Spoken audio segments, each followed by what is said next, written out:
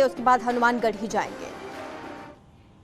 बड़ी खबर का रुख करते हैं। गोरखनाथ मंदिर हमला मामले में गोरखपुर से 5 संदिग्धों को एटीएस ने हिरासत में लिया है। ये सभी लोग कट्टरपंथी थे। इन्हें मुर्तजा की हर गतिविधि की जानकारी थी। मुर्तजा ने एटीएस को पूछताछ में बताया कि वो चाहता था कि देश में शरिया कानून लागू हो जाए। गोरखनाथ मंदिर पर बांके से हमला करने की वजह क्रूरता दिखाना बताया। यह भी मंशा थी कि गोरखनाथ मंदिर पर हमला करने के पीछे हाइप क्रिएट किया जाए। विदेश में बैठे आकाओं ने बम की बजाय चापड़ या बांके से हमला करने के लिए इसे निर्देश दिए थे। मुर्तजा ने अपने लैपटॉप और मोबाइल फोन से कई अहम जानकारी डिलीट करने की भी बात कबूल की है।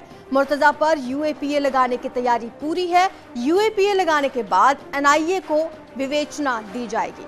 बड़ी खबर आपको बता रहे हैं, गोरखपुर से 5 लोगों को हिरासत में लिया गया है। ज्यादा जानकारी हमारे सहयोगी ऋषभ मणि हमें देंगे। ऋषभ, ये जो 5 लोग जिनको कट्टरपंथी बताया जा रहा है, ये कौन लोग हैं, किस आधार पर इनको हिरासत में लिया गया? देखिए, मुर्तजा से जो एटीएस कस्टडी रिमांड के दौरान पूछताछ कर रही थी, उस पूछताछ में जो जानकारियां मिली हैं, जो थोड़े बहुत चैट रिकवर कर पाई थी यूपी एटीएस, उसके आधार पर गोरखपुर और आसपास के जिलों से 5 संदिग्धों को एटीएस ने हिरासत में लिया है मुर्तजा से पूछताछ के बाद।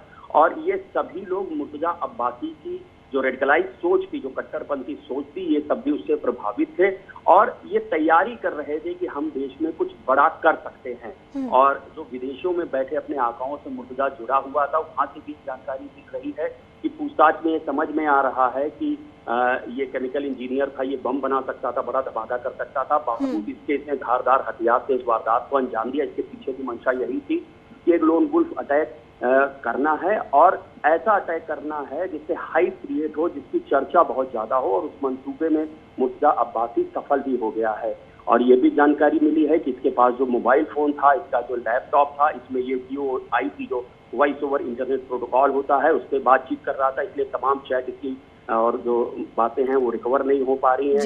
ये अपने मोबाइल पर फेस टाइम के जरिए बात करता था, वो भी रिकवर नहीं हो पा रही है। लिहाजा अब ये जांच सेंट्रल की एजेंसी एनआईए को जा सकती है और देश का जो सबसे सख्त कानून है यूओपीए, जो अनलॉफुल एक्टिविटीज प्रिवेंशन एक्ट है, जिसकी विवेचना, जिसकी इन्वेस्टिगेशन एक गजेटेड अफसर ही करता है, तो अब इसके ऊपर यूएपीए लगाकर उसके तहत इसकी कस्टडी फिर से एक बार मांगेगी एटीएस और ये मामला उसके बाद एनआईए को ट्रांसफर कर सकता है। लेकिन ऋषभ मणि, सवाल ये भी है कि खबर तो ये भी मिली कि अरबी भाषा में फेसबुक पर चैट की गई है, लेकिन सवाल ये है कि क्या ये अरबी भाषा का भी जानकार है या फिर चैट किसने की है?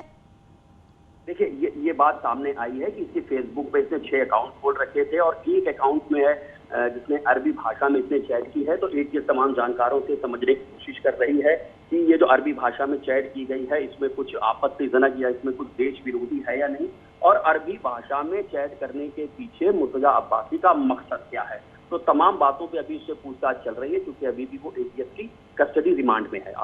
जी, जो संदिग्ध हिरासत में लिए गए हैं, जो संदिग्ध, उनसे पूछताछ की गई है, कुछ अहम खुलासे उनसे हुए? देखिए, अब अभी जो संदिग्धों से पूछताछ चल रही है, ये बात जाहिर हो जाती है कि उन 5 लोगों को मुर्तजा की सभी गतिविधियों की, एक्टिविटीज की जानकारी थी। अगर उन्हें जानकारी थी तो उन्होंने समय रहते पुलिस को या एजेंसीज को इन्फॉर्म क्यों नहीं किया? फिलहाल उनके ऊपर ये आरोप बन रहा है। क्या वो इस गतिविधि में शामिल भी थे या किसी भी तरह से कोई लॉजिस्टिक सपोर्ट मुर्तजा को मुहैया करा रहे थे, या सिर्फ कट्टरपंथी विचारों के जरिए ही जुड़े थे? ऐसी तमाम बातें हैं जिसपे एटीएस इन्वेस्टिगेशन कर रही है और ये तय करने की कोशिश की जा रही है कि उन 5 संदिग्धों पर कितना आरोप बनता है और उस पर उनको क्या सजा मिलनी चाहिए। जी, शुक्रिया आपका इस तमाम जानकारी के लिए। तो मुर्तजा केस में यह हम डिटेल हम आपको बता रहे हैं। 5 संदिग्धों को हिरासत में लिया गया है, जिनसे लगातार पूछताछ जारी है।